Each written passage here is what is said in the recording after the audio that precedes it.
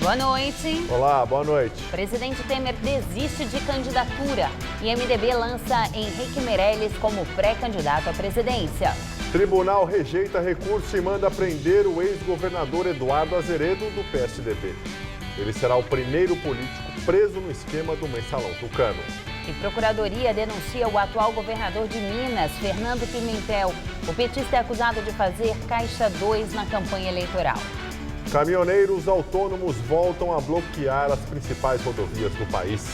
O governo anuncia que vai eliminar imposto incidente sobre o diesel e o Congresso vai analisar projeto da reoneração da folha de pagamento. Você acompanha essas e outras notícias após o intervalo. Até já.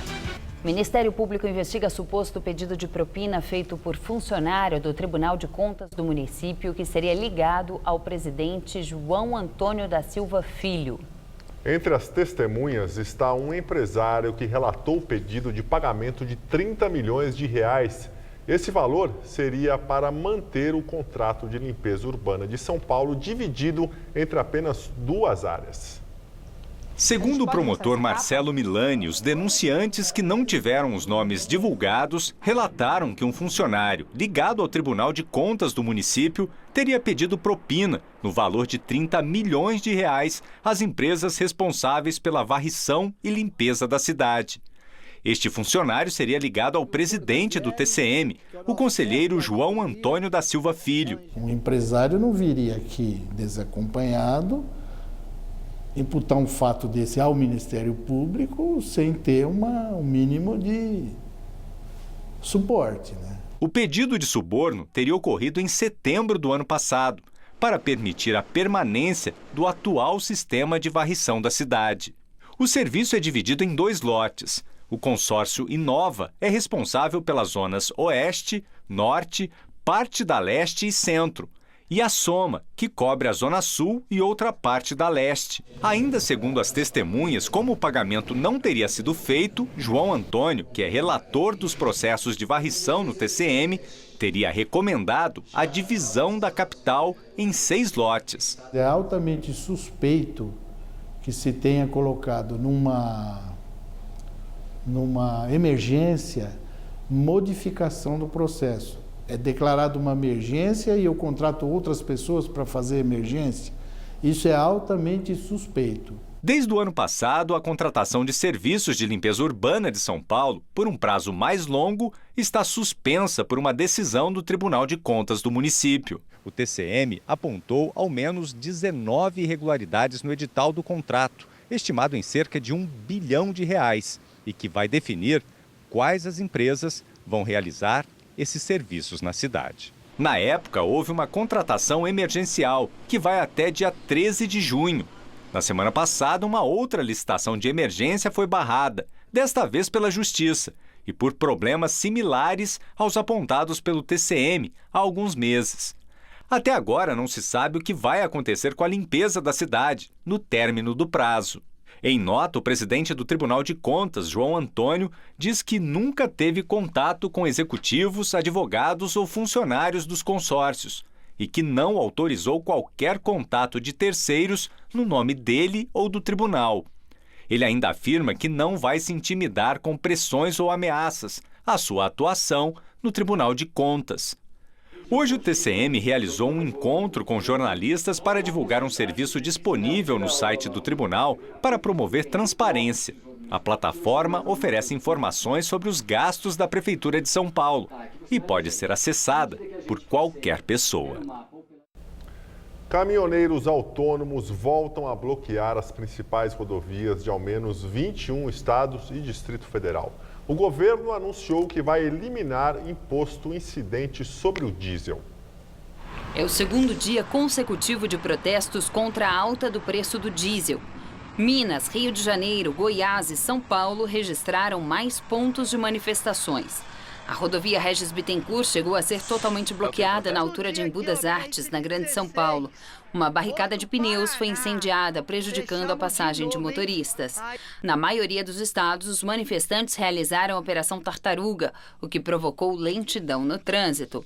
O bloqueio causou falta de combustível no aeroporto de Brasília e provocou o cancelamento de ao menos 3 voos que partiriam de São Paulo, Minas e Rio de Janeiro. A frota de caminhões que traz o querosene de aviação para o terminal está retida no entorno do Distrito Federal. A paralisação foi organizada pela Associação Brasileira dos Caminhoneiros, que representa 600 mil integrantes da categoria. Os manifestantes querem ainda a isenção do CID, a Contribuição de Intervenção no Domínio Econômico, que é um dos impostos cobrados no setor de combustíveis. Sob pressão, a Petrobras anunciou que a partir de amanhã vai reduzir os preços do diesel e da gasolina nas refinarias. O diesel terá queda de 1,54%, chegando a R$ 2,33 o litro. Já a gasolina diminuirá 2,08% e custará R$ 2,04.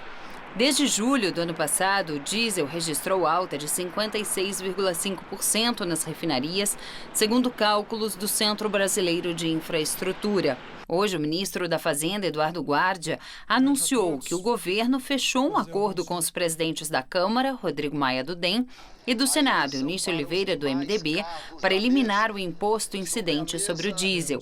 Em troca, o Congresso aprovará o projeto de reoneração da folha para compensar a queda na arrecadação. O recolhimento anual com a CID sobre o diesel é de cerca de R$ 2,5 bilhões de reais. Importante destacar que, neste acordo, nós vamos também fixar uma data limite para a existência do setor, para a permanência de alguns setores com benefício da desoneração da folha. Em outras palavras, a partir de janeiro de 2021, ou seja, a partir de dezembro de 2020, nenhum setor contará com o benefício da desoneração da folha. A Procuradoria-Geral da República denunciou o governador de Minas Gerais, Fernando Pimentel, do PT, pelo crime de falsidade ideológica para fins eleitorais e fraude na prestação de contas de campanha dele em 2014. Essa é a 4ª denúncia contra Fernando Pimentel no âmbito da Operação Acrônimo, que investiga um esquema de lavagem de dinheiro em campanhas eleitorais envolvendo gráficas e agências de comunicação. Além do petista, outras 6 pessoas ligadas à campanha dele ao governo mineiro também foram denunciadas pela PGR. Agora, cabe ao Superior Tribunal de Justiça decidir se aceita a denúncia contra elas.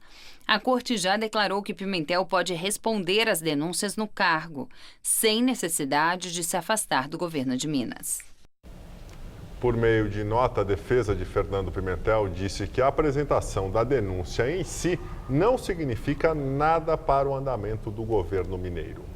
E afirmou que o petista vai provar a inocência nos autos de todos os processos que já correm contra ele no Superior Tribunal de Justiça. O presidente Temer desistiu da candidatura e o MDB lançou Henrique Meirelles como pré-candidato à presidência da República. Em evento do partido, o presidente Temer fez diversos elogios ao ex-ministro da Fazenda, Henrique Meirelles, recém-filiado ao MDB. Por mais que as pessoas queiram criticar, etc., no fundo, lá no seu íntimo, na sua alma, no seu raciocínio, na sua ânima, eles dizem, nós não podemos ganhar. Melhorou. E melhorou em pouquíssimo tempo, como revelou o Meirelles. Imagine se tivermos mais 4 anos. O que vamos fazer pelo país? Meirelles disse que agora vai buscar alianças e uma união com partidos de centro. É um momento decisivo para o Brasil. Nós vamos escolher o país avançar, prosseguir modernizando o país, crescendo, criando emprego, vamos escolher o retrocesso. Acredito que não há dúvida que a decisão da população brasileira é clara. Se o MDB registrar a candidatura do ex-ministro em agosto, será a primeira vez em mais de 20 anos que o partido volta a ter um candidato à presidência da República. O último foi do ex-governador paulista Orestes Quercia em 94. Temer tinha a intenção de disputar a reeleição, mas foi aconselhado a recuar. A percepção de aliados era de que o presidente teria pouco tempo para rebater as acusações contra ele e assim reverter a baixa avaliação. No discurso, Temer não falou das denúncias das quais é alvo. Afirmou que a dor da acusação injusta não irá paralisar nem ele e nem o governo. O presidente é alvo de 2 investigações em curso. Uma que trata da edição do decreto dos portos. A suspeita é de que Temer e aliados receberam propina para editar o texto que beneficiaria empresas portuárias, o que o MDBista nega. Outro inquérito apura o suposto pagamento de 10 milhões de reais de vantagens indevidas da Odebrecht a candidatos do MDB na eleição de 2014. O pedido teria ocorrido na residência oficial de Temer durante um jantar com executivos da empreiteira. O presidente também nega essa acusação. O MDBista também foi alvo de 2 denúncias apresentadas pela Procuradoria-Geral da República no ano passado. Elas tratam de acusações de corrupção, organização criminosa e obstrução de justiça e são embasadas nas delações da JBS Friboi.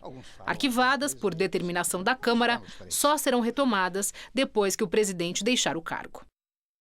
O ministro da Secretaria de Governo, Carlos Marum, minimizou o alerta feito pela Advocacia-Geral da União sobre o decreto dos portos. A AGU teria indicado algumas irregularidades no documento assinado pelo presidente Michel Temer.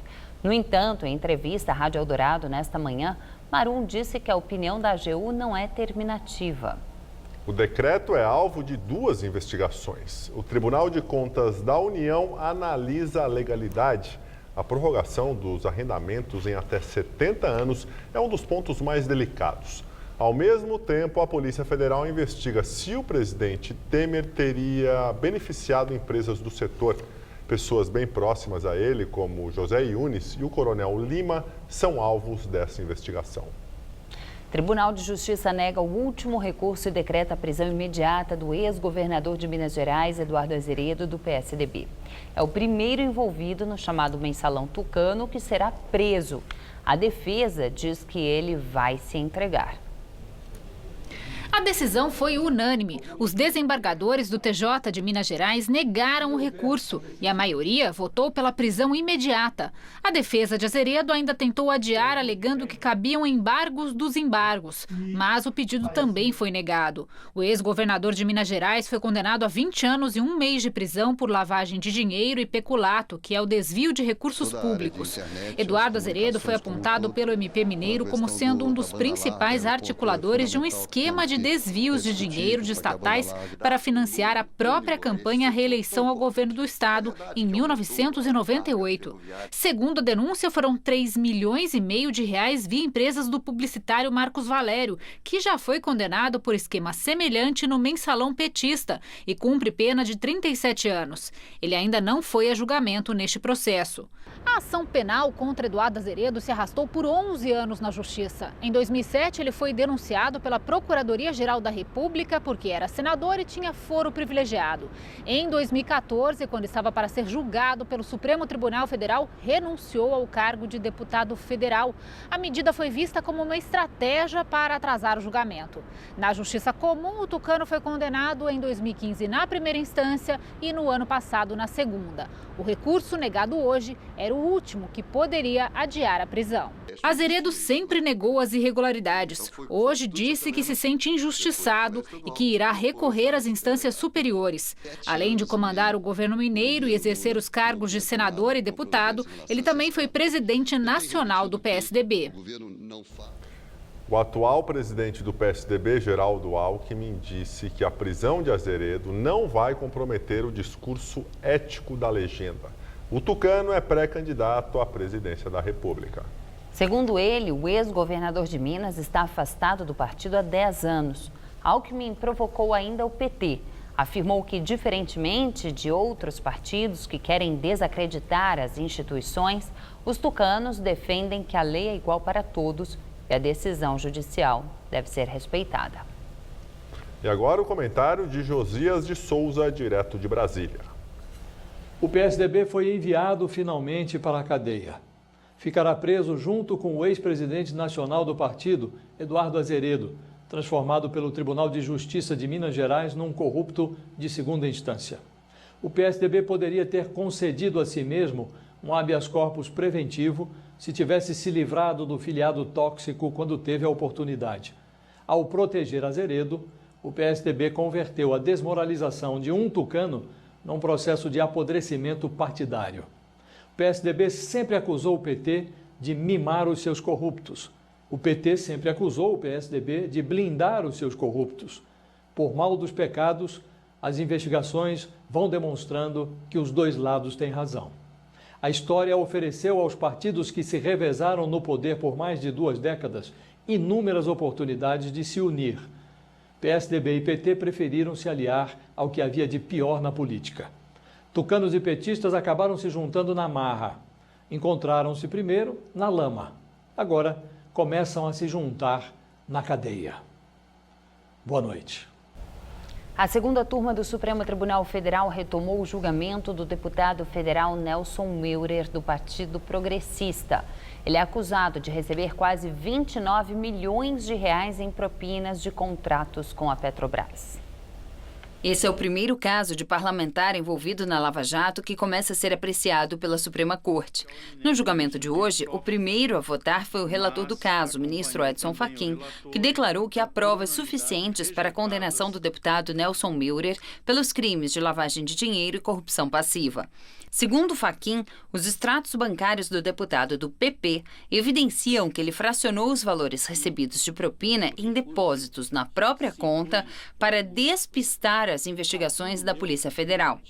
Fachin disse que Nelson Meurer não tinha condições de saber se o dinheiro era desviado da Petrobras, mas tinha ciência de estar cometendo um ato ilícito. O voto dele foi seguido pelo revisor do processo, o ministro Celso de Mello, que também votou pela condenação do réu. Para o revisor, Nelson Meurer recebeu, durante vários anos, valores indevidos entregues por delatores do esquema de corrupção, entre os quais o doleiro Alberto Youssef. O julgamento foi interrompido agora à noite com o placar de 2-0 pela condenação do deputado e deve ser retomado na próxima terça-feira, com o voto de outros 3 ministros da segunda turma. O deputado afastado do PP, Paulo Maluf, é condenado pela segunda vez pela primeira turma do Supremo Tribunal Federal. Agora, há 2 anos e 9 meses de prisão por falsidade ideológica para fins eleitorais. Paulo Maluf, que cumpre pena em prisão domiciliar pela condenação em outra ação penal, também foi condenado por irregularidades na prestação de contas de sua campanha de 2010 à Câmara dos Deputados. Em seu voto, o relator, ministro Luiz Fux, entendeu que há elementos que comprovam que o parlamentar omitiu mais de R$168 mil doados por meio da empresa Eucatex, que pertence à família de Maluf. Na decisão, o relator também pede que a Câmara declare a perda do mandato de Maluf, já que ele não poderá comparecer às sessões da Casa. Os ministros Alexandre de Moraes, Rosa Weber e Luiz Roberto Barroso acompanharam o voto do relator. O ministro Marco Aurélio Mello votou pela condenação, mas sobre a perda de mandato disse que não entende que é da competência do STF por causa do novo entendimento em relação ao foro privilegiado. Para o ministro, não há elo entre a prática criminosa e o exercício do mandato de deputado. Paulo Maluf, já condenado a 7 anos e 9 meses de prisão por lavagem de dinheiro no período em que foi prefeito de São Paulo, entre 93 e 96, cumpre prisão domiciliar desde o dia 30 de março. Ontem, o deputado federal foi comunicado das condições para permanecer em prisão domiciliar humanitária, autorizado pelo Supremo Tribunal Federal. Ele vai ter que usar tornozeleira eletrônica e entregar o passaporte à Polícia Federal, além de só poder sair de casa com autorização judicial ou para atendimento médico de urgência. A Justiça de São Paulo manteve a decisão de anular o julgamento do massacre do Carandiru e determinou que seja marcado um novo júri. Entre 2013 e 2014, 74 policiais tinham sido condenados em 5 júris diferentes. As penas variam de 48 a 624 anos de prisão, de acordo com a participação. O massacre aconteceu em 1992. 111 pessoas foram mortas. O Comitê de Direitos Humanos da ONU rejeitou o pedido cautelar da defesa do ex-presidente Lula para que ele não ficasse preso até todos os recursos serem julgados. Mas a queixa apresentada pelos advogados de Lula ainda pode ser julgada de forma definitiva, provavelmente em 2019, porque as Nações Unidas não avaliaram o mérito do pedido. Ao negar a liminar, o comitê disse que não concluiu que existe um risco de um dano irreparável neste momento. A defesa do ex-presidente afirmou que recebeu com satisfação a decisão da ONU, que confirma que está formalmente investigando violações cometidas contra Lula. E agora o comentário de política com José Neumann e Pinto. A defesa do Lula está indo aos tribunais superiores pedir para afastar o Moro pela enésima vez, porque o Moro foi a Nova York receber um prêmio de uma empresa chamada LID, que pertence a João Dória, que é candidato a governador de São Paulo pelo PSDB. Isso, segundo o PT, configura parcialidade, a perseguição que o Moro comete contra o Lula. Por esse tipo de pleito absolutamente fora do normal e do sério, é que o Lula tem perdido todas. Agora mesmo, no mesmo dia que isso acontece também o anúncio de que o recurso que essa mesma defesa fez à ONU, à Comissão de Direitos Humanos da ONU, foi negado. A defesa acha que não tem mais o que fazer na justiça brasileira e vai recorrer à ONU. Ora, imagina, a ONU acaba de aceitar um recurso desses lá do militante da independência da Catalunha e a Espanha não deu nem bola para isso. Por que eles acham que a justiça brasileira vai dar? Mas nem esse docinho, né? A ONU deixou ir para a boca da defesa do Lula. Vamos cuidar de defendê-lo apresentando fatos e provas e não com esse tipo de lorota, né? Bom, eu volto quinta-feira, direto ao assunto. Até. Ministro Edson Fachin, relator da Lava Jato no Supremo, prorroga por mais 15 dias as investigações sobre obstrução de justiça envolvendo parlamentares do PT. A prorrogação é para aprofundar a apuração sobre compra de silêncio de testemunha.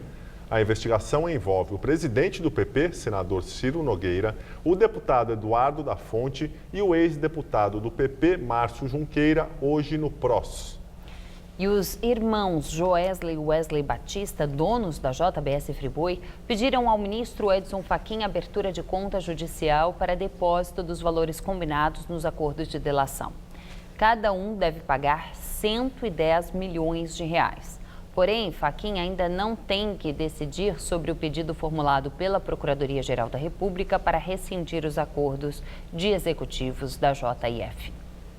A Justiça Federal autorizou o uso de 18 milhões de reais recuperados pela Lava Jato para a reforma de escolas no Rio de Janeiro. Os recursos devem ser utilizados exclusivamente na execução de obras e melhoria de infraestrutura das escolas públicas estaduais. As escolas beneficiadas devem constar de uma relação elaborada pela Secretaria Estadual de Educação em ordem de prioridade. O presidente reeleito da Venezuela, Nicolás Maduro, expulsou o encarregado de negócios dos Estados Unidos em Caracas. Todd Robinson foi acusado de conspirar contra o governo chavista e tem 48 horas para deixar o país. A expulsão foi decidida depois do governo americano anunciar novas sanções contra a Venezuela por julgar fraudulenta a reeleição de Nicolás Maduro. A Justiça da Austrália condenou à prisão o arcebispo de Adelaide por acobertar abusos sexuais de menores. Philip Wilson, de 67 anos, foi condenado por não relatar à polícia os abusos de 2 coroinhas atribuídos a um sacerdote da região na década de 70.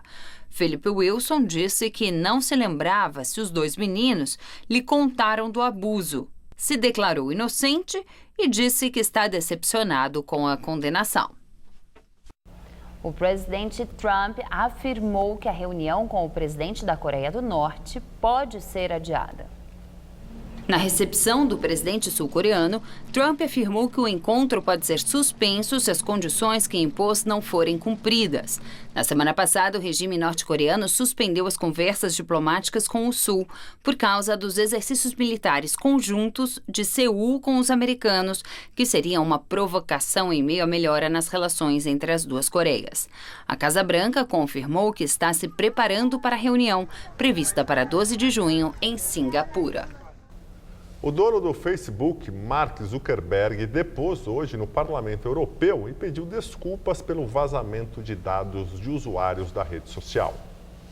Zuckerberg prestou esclarecimentos sobre como a Cambridge Analytica acessou indevidamente os dados pessoais de 87 milhões de usuários. Depois da descoberta do envolvimento da Cambridge Analytica e seu braço na Europa, SCL Elections, na exploração ilegal de dados privados, as duas empresas faliram e fecharam. Os investidores que tinham dinheiro na poupança e foram prejudicados pelos planos econômicos nas décadas de 80 e 90 já podem aderir ao acordo com os bancos para ressarcir as perdas. O site para adesão entrou no ar hoje. O endereço online é pagamentodapoupança.com.br. Haverá uma análise da documentação pelos bancos chamada de validação. Se ficar comprovado que o beneficiário tinha poupança e teve perdas na época dos planos econômicos, o pagamento deve cair na conta em até 15 dias. Herdeiros e inventariantes também podem aderir ao acordo. Hoje foi mais um dia de temperaturas amenas aqui na capital paulista e a madrugada promete ser novamente gelada. Então vamos ver com Mariana Armentano como fica o tempo amanhã.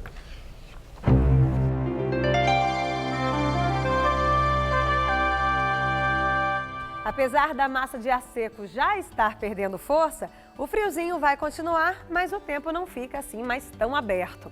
Nessa próxima madrugada, teremos mínima prevista de 10 e máxima amanhã à tarde de 22 graus, com aumento de nebulosidade à noite por causa da passagem de uma frente fria pelo litoral, mas sem chuvas previstas. E aí o sol continua aparecendo assim mais escondido. Na quinta, os termômetros ficam entre 13 e 22 graus e na sexta, entre 13 e 21 graus, nesse dia já com uma pequena possibilidade de garoa à noite. Nós ficamos por aqui. A edição de hoje pode ser vista no site do Jornal da Gazeta. Muito obrigado pela companhia. Tenha uma excelente noite. Até amanhã, Juliana. Até amanhã, Gabriel. Uma ótima noite para você. Fique agora com Rony Von no Todo Seu. Descubra no Revista da Cidade desta quarta, 9h30 da manhã, como a fitoterapia pode melhorar as dores crônicas.